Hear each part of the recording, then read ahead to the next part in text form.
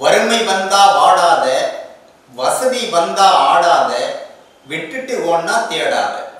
தம்பி, நான் வாழ்க்கையில் ஒன்று சொல்கிறேன், ஞாபகம் வச்சுக்க. கஷ்டப்படாத எதுவுமே கிடைக்காது.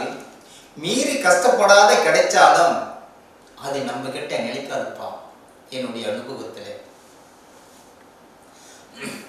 மாமா, கல்யாணத்துக்கு போய் வா மாமா. இந்த சொக்கத்தனத்தில் ஒரு விட்டுது மாமா.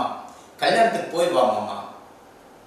நீயும் அத்தையும் கல்யாணத்துக்கு போய் வாங்க மாமா. எந்த கல்யாணத்துக்குமா போக சொல்ற? நம்ம பூபதி கல்யாணத்துக்கு தான். என்னம்மா சொல்ற? பூபதி கல்யாணத்துக்கு தான். ஏம்மா, நம்ம வீட்டில் நடக்கிற கல்யாணம் அடுத்த வீட்டில் நடக்குது, அதை வச்சு போக சொல்றியா? இல்லை நம்ம வீட்டில் குத்து விளக்கு ஏற்றுற பொண்ணு கண்கலங்கி நிற்குது, அந்த பொண்ணு வேற பொண்ணு குத்து விளக்கு ஏற்ற போகுது, அதை வச்சு போக சொல்றியா? எத்தை வச்சுமா என்ன போக சொல்ற? இல்லை மாமா, ஊர்ல 1000 பேருக்கு தாலி எடுத்து உன் கையால கொடுத்த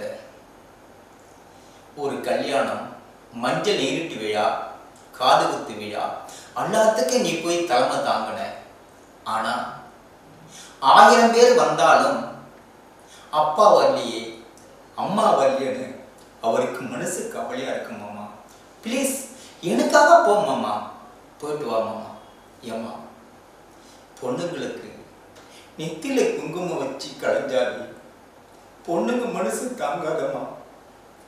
காலமெல்லாம் போட்ட கோலம் களைஞ்சிடுச்சு, உன் மனசு எப்படிமா நீ தாங்க போற? என்ன மாமா பண்றது? அது விதி மாமா, நீ போ மாமா.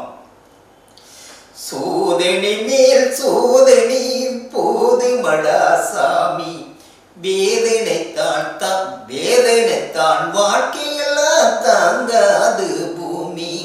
சோதனை மேல் சோதனை போது மடா சாமி, வேதனைத்தான் வாழ்க்கையெல்லாம் தாங்காது பூமி.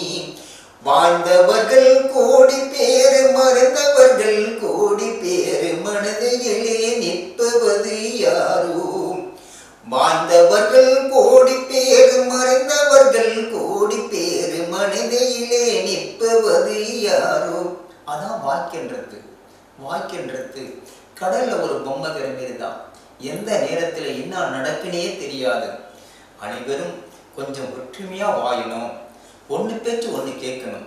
நன்றி, வணக்கம்.